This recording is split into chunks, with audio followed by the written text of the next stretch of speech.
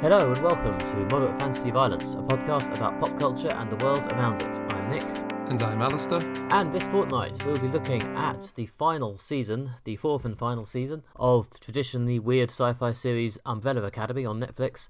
And then we'll be covering Cuckoo, an also weird movie in which a bunch of humans run away from some sort of human-cuckoo hybrid. As I say, it's a strange time. But before all of that weirdness, Alistair, what else have you seen? So I went to the cinema to see a film that's generated some buzz recently called Kneecap. This is a film about an Irish language Republican hip-hop group based in Belfast. Yeah, and it follows the madness they get up to involving, breaking through as a hip-hop act whose songs are mainly in the traditional Irish language, and also the mishaps they get to involving drugs, women, the PSNI and the RAs. So yeah, really touching on all things Northern Irish in this film. It's based on a true story, and one of the gimmicks in this is the three musicians in Kneecap play themselves. And I would recommend this film. Yeah, it's very funny. There's a lot of good jokes, a lot of sort of off-the-wall weirdness, things like that. It's got a political message to it as well. Yeah, certainly touching on a lot of relevant political issues and recent political history. So yeah, if you're looking for something that's got this kind of crazy madcap energy, but a bit of a point to it and sort of shines a light on Northern Ireland, then I can recommend this film. Yeah, I watched the trailer for this. I think it was on before something we saw.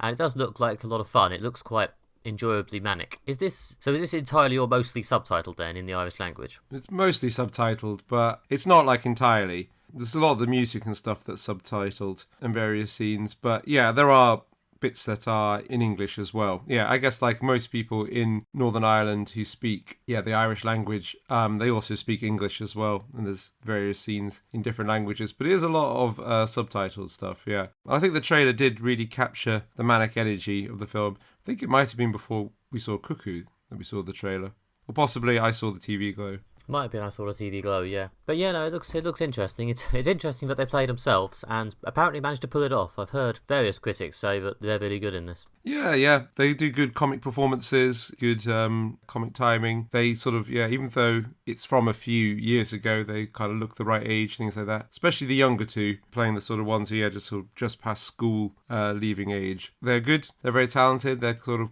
causing waves right now. This film's got a lot of attention. I feel this is a film aimed at sort of middle-class lefty Londoners, maybe not so much the people of Northern Ireland.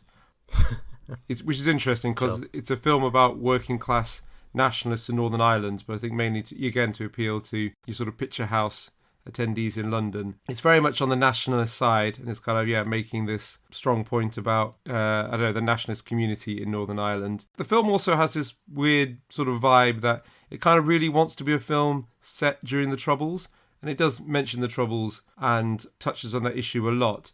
Michael Fassbender's in it. He's very good playing one of the main characters' dads, who was a sort of notorious IRA member. But so it's got this Troubles vibe, but it is set in the 21st century and set present day. It's kind of odd that every so often they mention things like backing stuff up to the cloud, and it sort of reminds you this film is not set in the 70s, it's actually set present day. But despite that, it's still a great story, and it's really entertaining, so I can still recommend it. So just to reiterate, you decided the film is entirely aimed at you? Pretty much, yeah. Well, I enjoyed it, and I'm endorsing it right now. So that would be a yes, yeah. Fair enough. I have no idea who this film is aimed at, as I have not seen it. Hopefully their fellow Irish nationalists also enjoyed it. I don't know. Yeah. It would be interesting to see what kind of distribution it has in Northern Ireland. There's lots and lots of adverts on the tube for it in London. They spent quite a bit of money on a big tube advertising campaign. I'm curious to wonder how much advertising there was outside London. Surely they couldn't have spent as much on advertising as they did on, say, Deadpool and Wolverine. The advertising for Deadpool and Wolverine was ubiquitous. I'm not sure any film this year or possibly for a few years has spent that much money. Yeah. But if they have, they certainly didn't spend it as well. Yeah, I just went on a holiday to a remote part of North Devon, and yes, even there was the buses with the Deadpool and Wolverine adverts on them. So yeah, you cannot escape Deadpool and Wolverine. I don't know if they've concentrated the advertising budget on London in order to provoke discussion amongst the chattering classes and social media types in order to get some momentum behind the film. that seems to have worked. It's having a little bit of a moment. I've seen think pieces, I've seen people chatting about it. It's one of those sort of like, I guess, kind of cult films of the year or low profile films of the year that people have been like, oh, I didn't have this on my agenda of things to watch at the beginning of the year, but it's been a pleasant surprise. Yeah, no, I too have seen a bit of chat about it. It's interesting, funny, because I don't feel like, I don't know, I can't remember the last time a musical biopic that wasn't of someone like ridiculously famous like Elton John or Queen massively took off. But it's nice that this one that seems like it might actually be quite fun and have something to say has been the one to do it. Sorry, it's certainly refreshing and different. It's got a different angle on it. Yeah, I know so little about hip hop and things like that, but yeah, it does sort of successfully capture that kind of hip hop rise story, you know, from poverty to great through the means of basically just expressing your lyrics and capturing the kind of, you know, the mundanity of your grey existence. But rather than this being about, say, you know, black Americans in inner city Compton, this is about people from Belfast council estates, you know, who speak the Irish language. And, you know, there's lots of scenes in kind of like, yeah, rough nationalist pubs and things like that. But yeah, also it does draw out the comparison between, you know, they're still writing about, like, you know, problems with aggressive policing, poverty, drugs, gangs, things like that, but also with a slant on it that the gangs they're getting involved with are, you know, the RAs. Aggressive policing is the PSNI, not the LAPD or what have you. Yeah, so there's kind of, yeah, it gets across the particulars of their circumstance and how that's influenced the hip-hop, but also how there's a kind of, yeah, universal hip-hop story or archetype they're aiming for that can be adapted to Northern Ireland and yeah, the sort of, yeah, poor Catholic communities in Northern Ireland. So would you say this is the spiritual sequel to 8 Mile in terms of white rap movies? I guess so. This is definitely the Northern Irish 8 Mile. With the slight disclaimer that I believe Eminem was playing a fictional character in that rather than himself, but anyway. Yeah, it was a fictional character inspired by him. That's a really good film, actually. It's a proper good, like, blue-collar film. But yeah, it is pretty much the next great white men rapping film. In that amazing... I just hope it's not too long till the next one. Goldilocks and Chain Crew film. I mean, maybe the big cultural legacy of Kneecap is it will inspire, finally, the Goldilocks and Chain film. I feel probably a lot of people out there saying this film is good, but they probably doesn't need to inspire more white people to rap. But we'll see. It might not be avoidable. You might not be able to stop it. No, at this point, no. Although, more rap music not in the English language, I suppose, would be an interesting thing. And more films about it would be good. I guess probably the last great white people rapping film was probably that People Just Do Nothing film. Was it Big in Japan? Although I guess that is more of a straight-up spoof.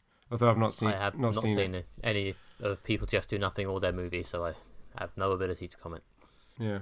But this is worth watching. Yeah, if it comes to a streaming service near you, I definitely recommend it. It is just a sort of fun, entertaining, crazy adventure of a film. That's what I've been up to recently. Nick, do you have anything to recommend to our listeners? Yep, I have been watching Batman Caped Crusader. This is the latest official Batman cartoon. This was going to be released on HBO Max, but like many things that were going to be on HBO Max, it's ran aground in the wake of whatever problems it is they're having, and now it's on Amazon. So yeah, this is a new Batman cartoon, and this time I think the gimmick is it's got the sort of a similar aesthetic and artistic style to the one from the 90s, the famous one that everyone likes, that I somewhat annoyingly have not seen. But this time it's a sort of very heavily leaning on this sort of 40s aesthetic and this sort of slow burn, quiet crime vibe.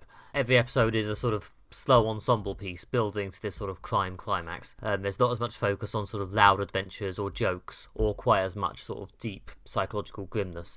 It's just these sort of old school crime stories. And yeah, it's an interesting take on Batman. I've seen a lot of Batman. This is, I guess, in terms of the actual events of the story, it's not dissimilar to like the Christopher Nolan films, the early ones, in that it's about the early days of Batman when he's quite new on the scene and Commissioner Gordon doesn't entirely trust him and Harvey Dent isn't yet Two-Face, that sort of thing. But yeah, they're doing it through a slightly different aesthetic, and they're really leaning into it being set around the sort of 1940s. You know, they're saying it's the early days of Batman by setting it around the time Batman first appeared. And it's good, it's enjoyable, it does what it set out to do pretty well. It's not my personal favourite Bat approach. I think I prefer something that's either a bit more bombastic and superheroic or a bit more grim and gritty. This one kind of falls between the two poles for me. But it's enjoyable, it's watchable. If you're a scholar of the Batmanian arts, then it's certainly a slightly different take. It does sound interesting on some level. Possibly something that's influenced by the recent The Batman, because that one, I think, very much lent into the crime side, like Batman actually solving a mystery as well as fighting villains. So, and this one does sound like it does have that kind of crime mystery solving element to it. I think it's more sort of crime in the sense of a sort of gangster movie rather than a detective story. There's not that much detective stuff, but there was quite a lot of corrupt cops and crime families at war with each other and gangsters firing Tommy guns at each other. Yeah, you're right. That does sound like the Nolan films, actually, especially the first one. Yeah, when Gotham's is a very corrupt city. I suppose without the Tommy guns. They've kind of played down the role of Batman himself. He's not really the sort of dominating protagonist in most of these. There's only a couple of episodes that have like a lot of Batman in them and get really into like the psychology of Bruce Wayne. A lot of the time they're focusing a bit more on the cops or Harvey Dent or other sort of characters in Batman's orbit, which again is an interesting approach and it sets it apart from other Batman things. Yeah, I mean, this does look all right. I've had it quite aggressively marketed to me through, ads on Amazon when I've been watching things like Rings of Power or Those of Us About to Die. You usually get a Batman advert beforehand. Yeah, they managed to successfully, capture the aesthetic in a sort of short advert. I think, I guess it's a big get for Amazon, as in this year of little superhero stuff. This is probably one of the more high-profile superhero things that's coming out. Yeah, I guess so. I guess it's a Batman thing, isn't it? Yeah. I don't know. I think it hasn't maybe made a huge splash just because it's not really that splashy. But it was enjoyable. It's got an interesting take. It's got a version of Harley Quinn that's very different from a lot of the previous ones. Because obviously the sort of manic Margot Robbie Harley Quinn cartoon version would not work at all in this setting. So they've had to retool the character quite a lot, and that's quite interesting. Yeah, they've redone the Penguin a bit as well. There's been some thought put into this. It's showrun by Ed Brubaker, who has been mentioned a few times on this podcast, mostly for his writing of crime comics. He co-wrote a comic called Gotham Central about the cops of Gotham, and that's definitely a big influence on this. There are some of the cop characters he created for Gotham Central, which put in little cameos here. Yeah, that's nice. I'm sure we've reviewed something Ed Brubaker written for the podcast. I believe I have talked about Gotham Central in the recommendations section at some point, and we did review Friday, his sort of YA Lovecraft story thing. Yes, that's it, yeah. That's finished now. They put out the complete full story. I keep meaning to read it. Maybe we should do it on the podcast sometime. But anyway. Yeah. So, this is, I guess, our piece of Batman media this year. Which is interesting. Yeah, I did watch that animated series that you referred to at the beginning of this segment. I didn't watch it like religiously, like every week. I just would, like a lot of 90s and like aughts, kids, teens, I just come down and turn on the TV and watch whatever was on a Saturday morning based on whatever time I woke up. Yeah, I do remember a lot of the time the Batman show coming on. It was always good. It was always entertaining. Probably my intro into a lot of the kind of the Bat lore that has served me well in recent years. But it did definitely establish, I think, the tone that everyone seems to run with since. I guess it's good to get away from the more sillier Batman sides from Adam West to Joel Schumacher. Yeah, well, I feel like they've had some success leaning back into that a bit. Well, I guess mostly for laughs in Lego Batman.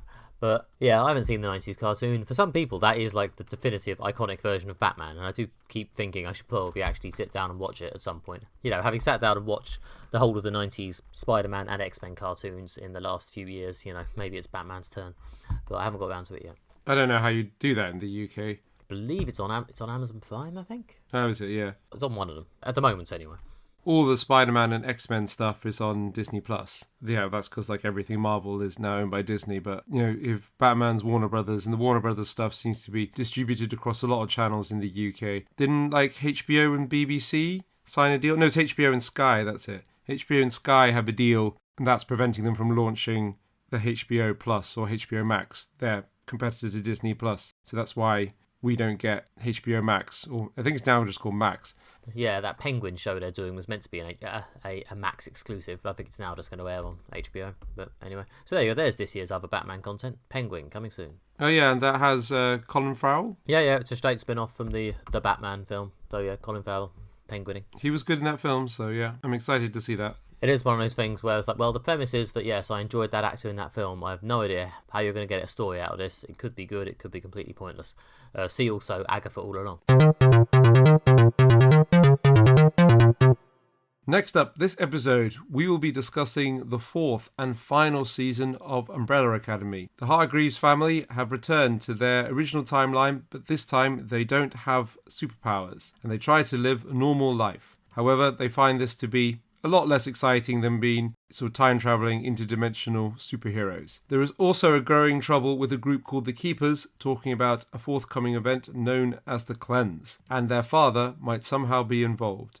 So we've watched this final season, wrapping up the complete Umbrella Academy saga. Nick, what did you think of it? A bit disappointing, all told. It sort of started off promisingly enough. It was interesting to see the characters in a different situation, and it's always fun to see Nick Offerman and Megan Mullally as villains. But then it kind of meandered a lot, to be honest. Seemed to kill a lot of time for a show that only had 6 episodes to wrap up its entire storyline. And yeah, I don't know. I felt like the sort of quirkiness, sort of fun visuals and big silly concepts which made this show compelling were kind of largely absent here, apart from a few scattered bits, and you just ended up with a slightly fragmented show with a bunch of actors who do have good chemistry. You know, you still kind of like the cast, but they're just sort of running around a series of slightly bland locations doing busy work to kill time and spend the budget, although not too much budget because the locations really are quite bland. Yeah, no, this didn't do a huge amount for me, to be honest. The ending itself was kind of interesting, and I guess we'll maybe talk about that under a spoiler cut later, but yeah, all told, a bit of a damp squib this final season. Yeah, I found this to be quite disappointing, which is a shame because it's the end. Yeah, I mean, I pretty much agree with everything you've just said. Yeah, the central problem I feel with this is that 6 episodes wasn't enough to wrap up all the various character arcs and plot lines and arc plot that they'd set in motion for this show. But also, despite having 6 episodes, they put in a lot of filler as well, thus meaning there was even less time given over to actually wrapping things up. It kind of felt like that they didn't really know what to do with most of the characters. A lot of them, basically, their storylines don't really connect to the finale. It almost felt as if like they kind of wish they had like only about 3 or 4 characters to work with rather than this sort of cast of about 8 or so now. I did feel that Klaus's plotline was pointless. Luther's plotline, although funny, didn't add anything. Alison's plotline pointless. Diego's plotline was pointless. Keepers weren't used very well. We can get into more detail, but yeah, that's a pretty damning indictment, because that's most of the stories. Yeah, I think it did feel like the only characters who really got much in the way of, I don't know, final catharsis was probably Diego and Lila, I guess, and kind of 5, and their storyline ended up being, I don't really know. I mean, we're probably going to drop a few spoilers, to be honest, because I'm not going to spoil the ending yet, but I feel like it's going to be quite hard to talk about this in any meaningful way without at least discussing what happens. So yeah, Diego and Lila, Diego, the Hargreaves sibling, and Lila, the assassin he's been sort of dating, were sort of firmly a couple at the end of season 3, and in season 4 we seem to have done a huge time jump. They're now married with kids, and they're having marital troubles, and they're kind of a bit annoyed by each other all the time. And I don't know, I mean, I guess you've got to find your drama somewhere, but they actually did quite a good job of building Diego and Lila as a couple, and I found having them squabble all season just a bit of a bummer, to be honest, and in a way that didn't really seem to go anywhere. And then they had Lila and 5, the sort of middle-aged man in a teenager's body character, who we've praised in previous reviews. Aidan Gallagher, who plays him, is very good, but he's kind of wasted this year in this sort of love triangle storyline, which just makes him into a bit of an angsty love-struck teen, when the entire concept is that he isn't just an angsty love-struck teen. Oh well. Yeah, I was quite invested in the Diego-Lila couple, so I was a little bit disappointed to see them basically jump straight to sort of bitter middle-aged people who don't get on anymore. Yeah, it's annoying because, you know, as a wanky critic who uses long sentences, I kind of don't want to base my opinions on my shipping preferences, but it does just feel like that was a couple they built up successfully, and they just didn't really do the legwork to make us feel the undoing of it. They just sort of chucked it out between seasons, and now they're just squabbling, and it's just not as interesting to watch. I don't particularly feel anything for it besides mild annoyance that the chemistry between the two actors has been kind of squandered.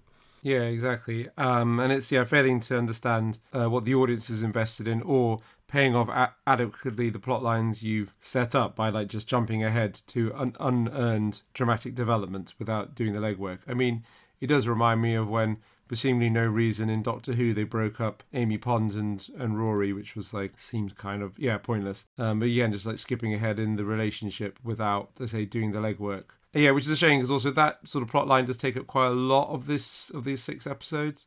It is. I mean, it's one of the only things that actually happens, to be That's honest. the thing, yeah. Everyone else is just kind of being given busy work to occupy them. I mean, the Klaus stuff, it's kind of watchable just because Robert Sheehan is good, yeah. a very good, compelling presence. But he's clearly just doing nothing to kill time. No, exactly, yeah. It doesn't bear in any way, shape, or impact on the main plot. And I did even like the character stuff of him finally getting sober. That was good, yeah. But then again, that's quickly sort of undone. And then there's just this kind of silly plot line involving gangsters and some rich widow's money. Yeah, it adds nothing. It's like, it doesn't even connect to the main plot. It's got some funny bits in it, but really it's just like wasting time. This show doesn't have a lot of time. I mean, this is the sort of thing that this had been like a 13 episode season as Netflix does. We've been like, this is clearly the mid-season filler plot line between the beginning bit and the end bit. The problem is, because of that, it means that the beginning bit and the end bit seems to basically be about 1 to half an episode at each end. The only part is, I'm pretty sure I've said about almost every previous season about Umbrella Academy, this is a bit dragged out. There's quite a lot of filler.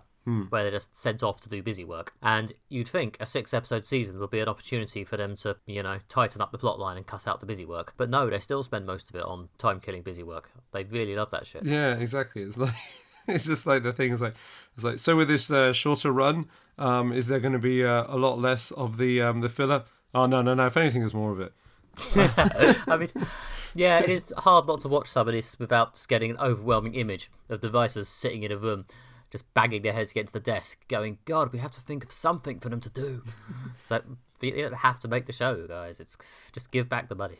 Yeah, I don't know. Since the first season, it's always felt like basically some of the characters don't have like enough plot for one season, so they must have to go off and do something by themselves that isn't so really relevant, so they can just show up at the end and be there for the big family moments at the end. I guess this is the issue of writing a season or a show that has about, like I say, 8 or so core characters. That you do have to find an arc for all of them each season, but maybe they should have just killed about half them off after the first season or something. Yeah, I mean, the comic, I think, to be honest, a lot of the time they just don't use all of them that much in a given storyline. But the trouble is, in a TV show, when you've hired actual real human actors who cost money and probably have, feelings about wanting to actually do something, you probably have to actually find something for them to do. Yes, I assume that the problem is that had Emmy Raver Lampman's character been reduced to just like, I don't know, 3 scenes in a season, she would be pretty unhappy about that, which to be fair would be harsh if they just chose her as the one to basically, right, you're just not going to be in this season. I mean, she basically isn't. No, yeah, well, exactly, yeah. Yeah, I mean, okay. I'm going to try and say something positive now because I feel like I've moaned for a solid 10 minutes. For the record, I have more moans we haven't got to yet. Yeah, okay.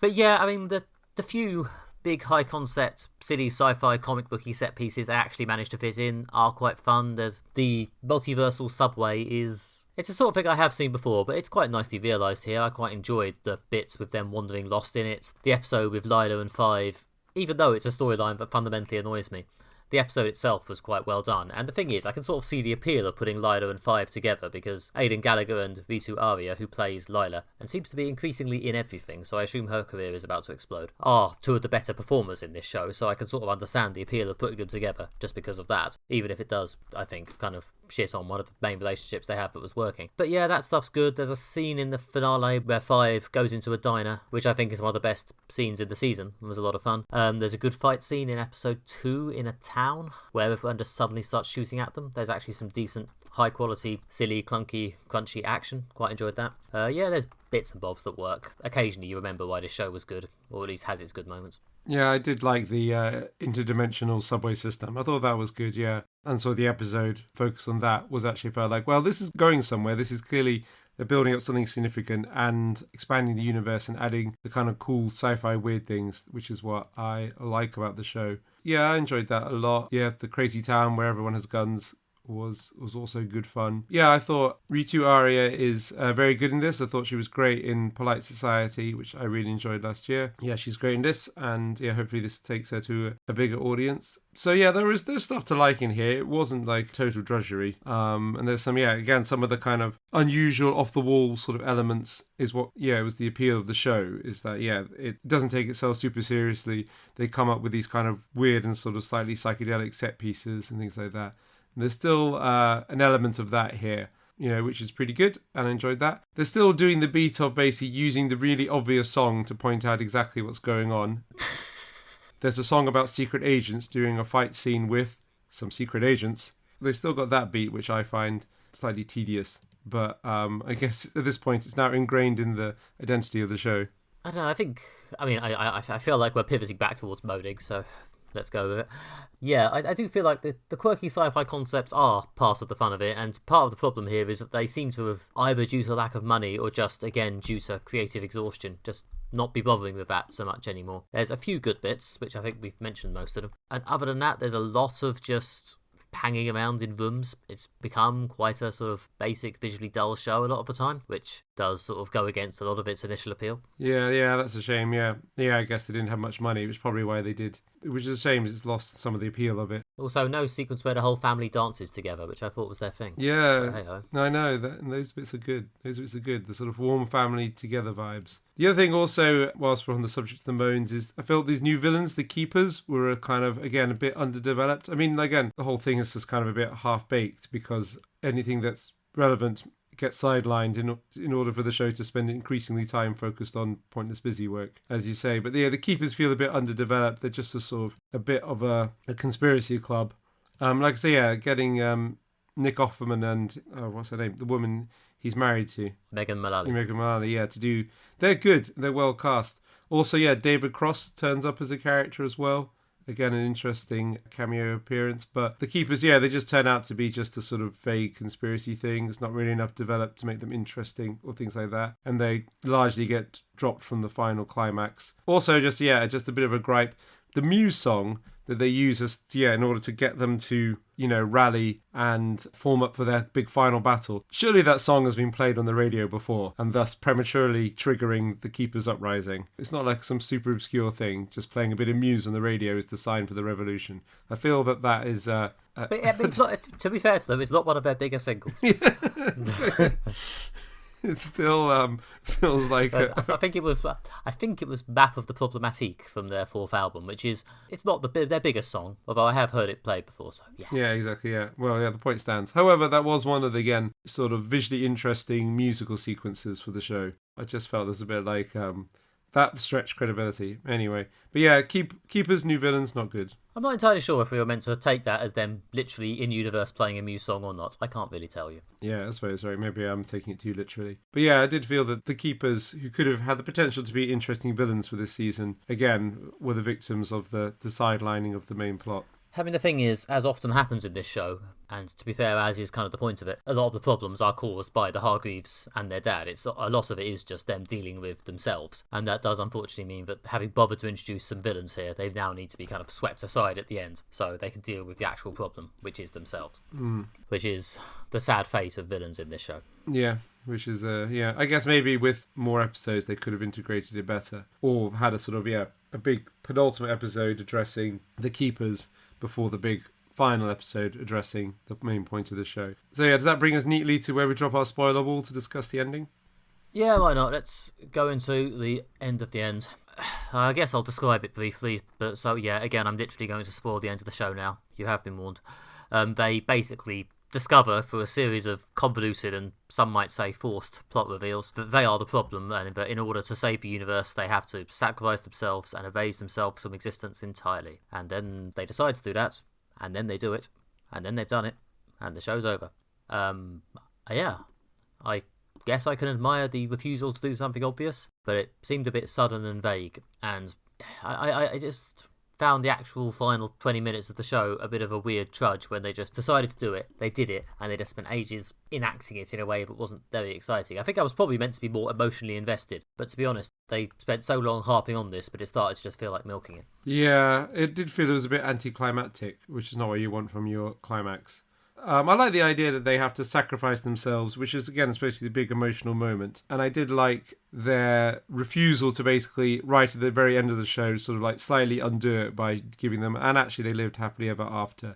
I mean, again, going back to Doctor Who, probably one of the closer comparisons to this show, there has been times when the Doctor's nobly sacrificed himself and then sort of magicked his way out of it at the last minute. Some of the Moffat ones were actually bad for that. So yeah, I like their insistence on basically giving it a very firm ending, like this is the end, everyone's dead, we stopped it entirely. But yeah, I just felt there was a sort of it was kind of a bit drawn out, but also the kind of big emotional beat, which is Five, who discovers this first, convincing all his siblings that they have to commit suicide, was kind of also brushed through quite quickly. There was basically a bit like, we have to kill ourselves in order to save the universe. Oh, no, I'm not doing that. Oh, I guess I will do that. And then there's a kind of the long bit on the end. So yeah, again, at least they had a good idea from the finale, and it did work bringing the characters together. But could have been better executed. I don't know. It felt like neither one nor the other. It felt like they decided they wanted this emotional beat of them all sacrificing themselves, but didn't actually want to go through the, I don't know, the genuine emotional darkness of having these likeable characters decide to kill themselves. Yeah. So they just kind of elided over it, and they just sort of smiled their way through it, and it just ended up feeling a bit weird. Like, you could do them sort of rushing to sacrifice themselves in battle or something, but having them just stand there and await death like this is just a bit... just didn't really work, sadly. Yeah, yeah. Also, the part where they explained that the kids would be fine somehow because they'd been put on the subway thing, and therefore magically it wouldn't matter that their parents no longer existed for reasons that no one really wanted to get into that much. Again, felt a bit like, we want to do the bummer ending, but we don't want it to be too much of a bummer. Yeah, I guess the one place this show's not going is killing children, which is fair enough. It is like a light sci-fi entertainment show that its tone is supposed to be about its humour. Then don't have your entire cast commit suicide. Yeah, exactly, yeah. Surely there was a way to resolve this without having to have them all die. I mean, you could either have them going back in time and undoing the premise and having this whole thing if they all get to live normal lives. Yeah, you could just have them die in battle and then they don't erase themselves. Then you don't have to explain why those kids aren't dead. But hey, who cares? Yeah, it was a bit hand wavy. Yeah, and I guess also as well as obviously the whole like let's not kill kids thing. It's a bit of a real bummer, that one.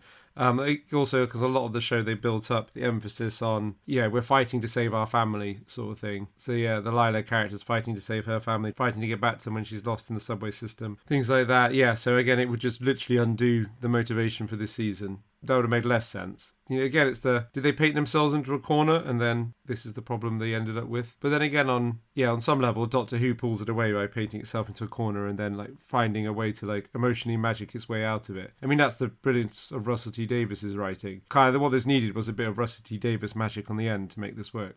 Keep comparing it to Doctor Who, but I do feel I'm on something here. Yeah, it just didn't quite cohere in the same way that a lot of the good Doctor Who episodes like that do. I think possibly just because it just wasn't very dynamic. They just sort of decided to do something and then stood around doing it. Where's the excitement? Where's the last minute peril? Where's the sudden horror? I don't know. It was very functional and mundane.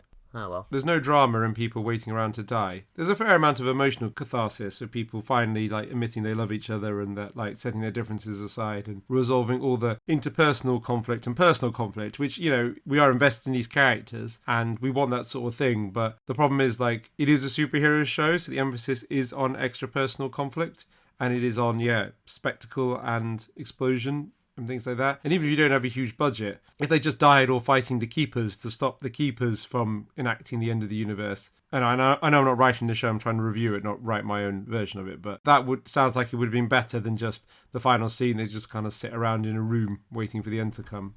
Yeah, I mean, I can understand. I guess they wanted to do something a bit bigger and sillier, and there was a lot of like CGI monster stuff in the final episode. I guess that's where all their budget was going. But yeah. Oh well. Yeah, also slightly disappointing that the cleanse turned out to be just a monster. Nothing more interesting than just a monster that smashes things. Yeah, no. Since we're doing full spoilers, I thought that, as I say, I thought the diner full of fives was one of the most fun sequences in the season. And that's the level of weird, fun, quirkiness I come to this show for, and there was very little of it in this season. Yeah. And also, why was it set at Christmas? Yeah, actually, that was another note I had, yeah. Or not released at Christmas as well. Not released at Christmas. Christmas not involved in the storyline in any way. But it's bizarrely specific, yeah. Yeah, I mean, that's just confusing. It's like, we've only got 6 episodes. We need to give as much time over for filler and also Christmas.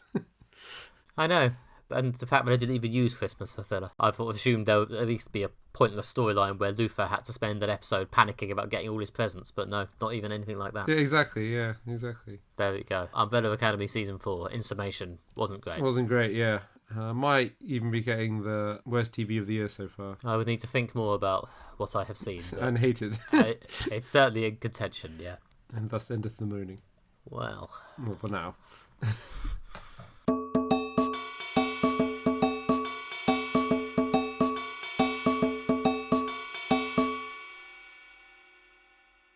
Finally, this episode, we will be discussing Cuckoo, a new horror movie starring Hunter Schafer, Dan Stevens and Jessica Henwick. After the death of her mum, Gretchen moves with her dad, stepmum and half-sister to a small resort community in the German Alps. When she takes a job at the resort owner's hotel, things take a turn for the weirder. It quickly becomes apparent that something bizarre and dark is going on that involves strange people appearing in the night, looping time, and bizarre deaths. Somehow, her half-sister is involved. We've seen this film in the cinema recently. Nick, what do you think of it?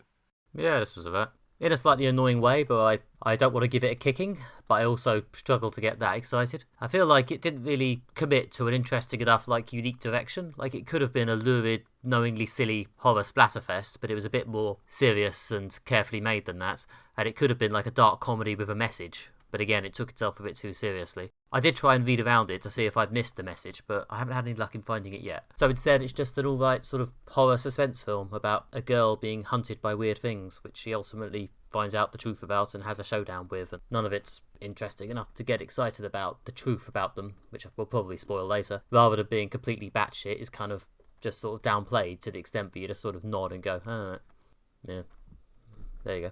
Yeah, this could have been this year's Get Out, I felt, but it ended up more being like a sort of slightly darker Doctor Who episode type thing. Got a Doctor Who thing going on in this episode. Anyway, yeah, I felt for me this was... You do like your Doctor Who. I do like my Doctor Who, and it does work with sci-fi horror-y comparisons. For me, pretty much a game in two halves. I think the first half, or thereabouts, was kind of quite scary and had really good build-up. And yeah, we can talk about this in more detail, but there was a real good sense of rising tension, some horror tropes deployed well, the sense of that kind of the location of the German Alps kind of used the weirdness of different languages in different places quite well. Then the second half, had a lot less tension and a lot less scariness when you kind of realised what was going on.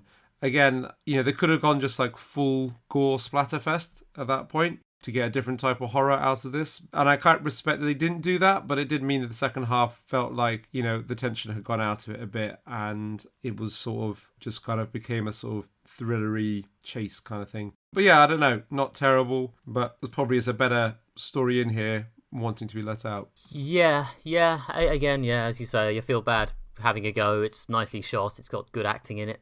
Special shout-outs to Hunter Schafer and Dan Stevens here, who are doing good work. And yeah, there's some fun little bits sprinkled throughout, such as the time loop stuff you mentioned is quite a cool sort of effect. Yeah, the suspense stuff is executed fine. The final showdown's kind of exciting, I suppose. But I never found myself super invested, I think. Despite the decent acting, I kind of always felt a bit arm's length from the characters. Yeah, I think Hunter Schafer, you say, does a good job of building up the character. And they've got a quite good dynamic established early on.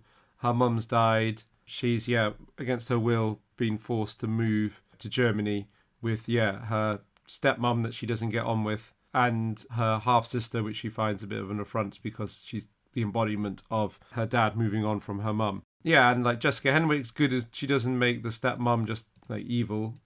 She's just like, someone in a difficult position. There's a quite nice emotional bit of, again, Gretchen leaving voicemails on her dead mum's phone, which is quite emotional and nice and shows she hasn't moved on, but also is a nice way of like narrating the story. That sort of stuff works quite well. And and there's also some good stuff going on with how it shows that Gretchen's complete lack of power. She is like a child, even though the character's supposed to be, I think, like 17. She's under the control of her dad, just like legally, not in a possessive way. She can't decide what she wants to do with herself. She has to move to Germany. She has no choice because she is a child, and there's nothing she can do about that. And then that kind of lack of power sets up the dynamic of she's been taken to this scary place against her will. And it also overlaps with the horror tropes, like she also makes the right decision at every point. It's not one of those stupid horror movies when people go like, I'm just going to go investigate whatever's down this weird track where it says do not go. I'm sure it'll be fine. Yeah, whatever. As things get creepy, and it is done quite early on that, like, no, this is a evil little town in the Alps. It's fairly apparent quite early on. She tries to get out, but she's just treated as a teenager going through a bit of a phase, and also she has no rights or ability to determine her own fate. And all that kind of is woven quite well together into, I don't know, there's potentially something here to say about teenagers' lack of power, them seeing the right thing to do, the way forward, them being more aware than their parents who get caught up in the kind of the bullshit of being an adult. But it doesn't quite all come together. It doesn't quite work, form like a cohesive whole. I mean, again, Get Out kind of did this sort of thing better by making it about race and clearly have something to say about race, but also looping it into the horror and all the things like that. It's just kind of like we moved to a small community, weird shit happens, horror issues thing kind of done a bit better. There's a lot of potential here, but it doesn't quite get to the point it's probably trying to aim at. Yeah. We're in a bit of the whole is lesser than the sum of the parts situation, I think. Because as you say, there's a lot of good bits. There's a lot of decent work being done, but as a whole, you sort of come out of it and think, okay. The monster, I felt, I don't know, it's an enjoyably weird, silly concept. It's so weird and slightly silly, but again, I always wanted to be watching a more batshit film, but that's not really what they were doing. Yeah, it could have been a Doctor Who type creature thing. I mean, that does seem quite Doctor Who. Like, again, we're going to drop at least some mild spoilers at this point. But yeah, if you want to see this film without anything spoiled, you've kind of got our take on it. Yeah, they look like people, but they're not. There's some other species. I mean, Homo cocuus or something like that. They call it with some Latin name to make it sound believable. Something like that. But yeah, I mean, they've got the whole cuckoo thing, which is they lay their eggs in other birds' nests, and then the cuckoo then absorbs the time and attention of a different species in order to grow and things like that. But obviously it means that like the cuckoos are just people and they look like people, but they have sort of weird abilities to freeze time and paralyze people and loop time and things like that. Again, it all could be from Doctor Who. There is some quite creepy stuff in it which it goes to show that basically, because the resort is like a sort of couples resort, that newlyweds and things go to this resort, and then the cuckoos like stun them and then like implant their cuckoo-ness into these young women, and then so that they have cuckoo babies. And obviously there's sexual violence or kind of, non-consensual impregnation thing going on, which is again kind of creepy and weird and quite dark. Yeah, it's like, again, some like interesting ideas, but yeah, more could have been made out of the horror. I guess one of the things they clearly didn't want to go in the direction of the main character is going to get impregnated by a cuckoo, which for whatever reason they didn't want to do, which again stops that element of it becoming really apparent. But I suppose that would conflict with the main character is a child who hasn't got the social freedom to determine their own destiny, and that's what's imprisoning them. So again, it's sort of interesting ideas of the film like kind of colliding with each other. Well, yeah, and the element of it being her sister is still an interesting conflict. Yeah. It's revealed that the sister was conceived at this very resort, 10 years ago or whatever. And yeah, that's obviously the big revelation that the sister is one of these cuckoo children. Yeah, I mean, I don't know. And I guess having them actually be, half man, half cuckoo and feathers and a beak or something might have looked a bit silly. But if you were going for that tone, it might have worked, I suppose. Yeah, I mean, and some of the sort of stuff where they sort of unhinge their jaw and do the weird cuckoo call is still quite creepy. Yeah. As a visual. It's done quite well.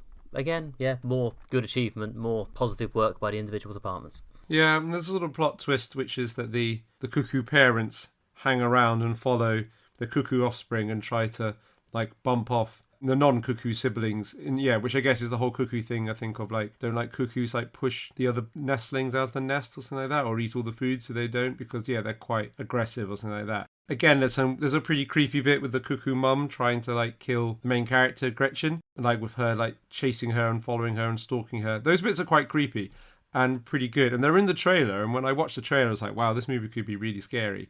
And that's kind of the scariest bit of the film, which is a shame because it could have been What, you mean the bit where was she on a bike or something? Yeah, and the cuckoo's like following her. The cuckoo mum was coming out of the darkness behind her, yeah. Yeah, and you just see it reflected in like the shadow caused by the street lamps. Yeah, it is one of those cases where the horror monster is kind of scarier in darkness, and once it's emerged into the light, which happens relatively early on, it's never quite as scary.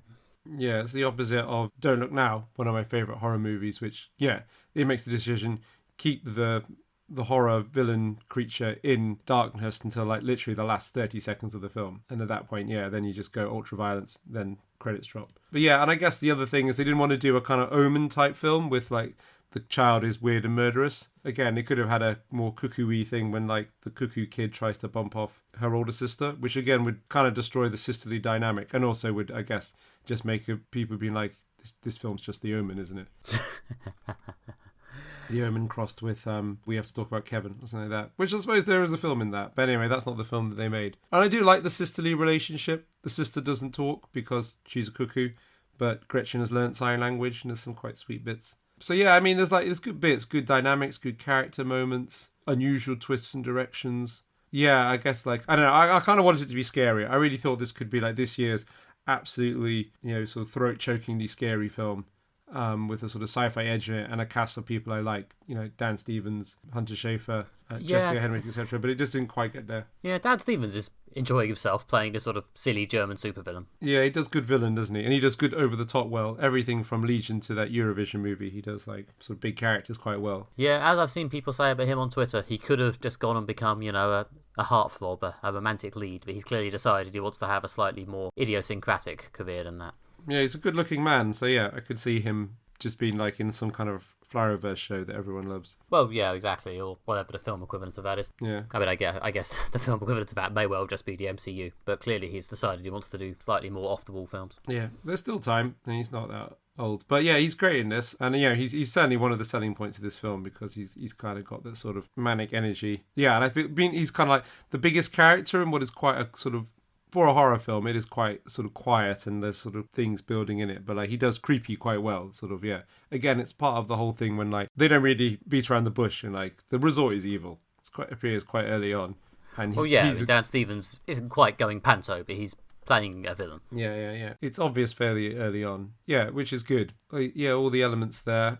I mean, I feel this is why this hasn't made such a huge impact, is that it's clearly not like a turkey. It's not horror-y enough, I think, to be kind of one of the splatterfests that gets released every year at Halloween. But it's kind of not really interesting enough to be another Get Out. And it's not really like got anything that really grabs people's attention like films like The Witch did or things like that. It's kind of passed people by, I think, because it's kind of like, it's not bad, but it's not great. And there's a lot of films around right now. A lot of horror films, actually. Right now, so I think maybe just got lost in the mix. Yeah, there is a lot of high concept horror around at the moment, and this, I don't know, I don't think it's willing to be a sort of big high concept film where, it's like, it's about a half cuckoo man, okay? Come and see the half cuckoo man. And or woman in this case. And yeah, that's clearly not what they want to do. I mean, fair enough, that's not exactly high art, but it does leave this film sort of floundering in the wilderness a bit. Yeah, I feel it's kind of lost out in that it's been pitched against Alien Romulus, big horror franchise movie that does have like quite a lot of like creepy, nasty bits in it. Then on the other side of the spectrum, it's up against Starvacre if you want to see something that is just like very weird and twisted. Yeah, strange and like really, really horror-y. Plus also Red Rooms if you want to see something that's basically probably really quite just like viscerally unpleasant. Also, if you want something that's kind of horror-y, Get Out vibe, kind of thriller-y, there's Blink Twice. So I feel coming along at this moment. And if you're into your kind of arty films, there's Kneecap around now as well, which is a different vibe. But like, I kind of feel this has sort of really been lost in the mix of especially all the horror stuff that's coming right now. I can see why if you want to see a horror movie, you choose right now either Alien Romulus or Starvacre or possibly Red Rooms. But we went to see this instead. Oh well. I'm not disappointed that I saw it. I just feel I can't wholeheartedly give it the recommendation that I wish I could have. It didn't turn out to be I Saw the TV Glow. It turned out to be more of a kind of an also ran. Yeah, definitely go and see I Saw the TV Glow if you didn't catch our glowing recommendation in the previous episode. Yeah. Amazing film.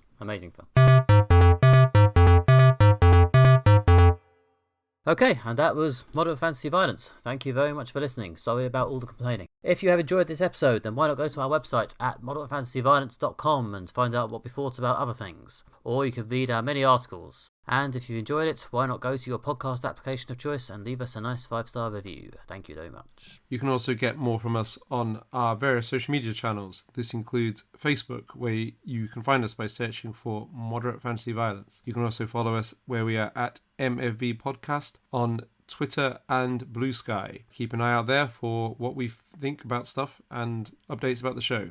You can also find more from me by searching for Alistair Ball on Instagram, Twitter or Blue Sky. You can find more of my writing at redtrainblog.com, and you can find more of my theatre reviews at everythingtheatre.com. You can also find via either the Twitter feed or our website a new essay I've written about Star Wars and the philosopher Hannah Arendt. So check out the website to read that. It's good stuff. And you can also find more from me at nickbryan.com or on social media as Nick Bryan on Blue Sky, NickMB on Twitter, nickbryan.com on Instagram. Different username everywhere for maximum convenience. And you can come back next time on Moderate Fantasy Violence, when we will be discussing new weird-looking folk horror movie Starvacre, and at long last, the final remaining item to mop up from me not having time to watch TV in June, July. It's the 3rd season of The Bear. See you in 2 weeks for that. Bye-bye. Bye.